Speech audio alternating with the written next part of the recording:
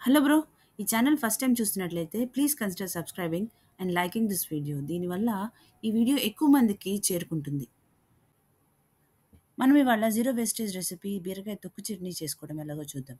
ఒక కేజీ లేత బీరకాయలని తొక్కు తీసి చిన్న చిన్న ముక్కలుగా తెంపుకొని వాటర్‌లో 2-3 టైమ్స్ కడుక్కోవాలి.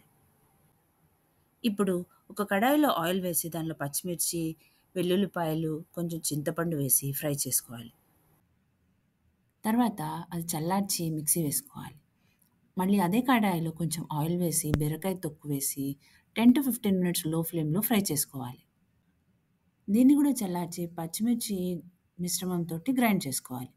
తర్వాత కొంచెం సాల్ట్, తడక వేసుకోవాలి. తడకాకి కడాయిలో ఆయిల్ వేసి ఆవాలు, జీలకర్ర, పచ్చిపప్పు, మినపప్పు, కొంచెం ఎండుమిర్చి, వెల్లుల్లి, కరివేపాకు వేసి ఈ మిక్సీ పట్టిన మిశ్రమాన్ని దీనిలో కలిపేయాలి. అంతే సింపుల్ బ్రో.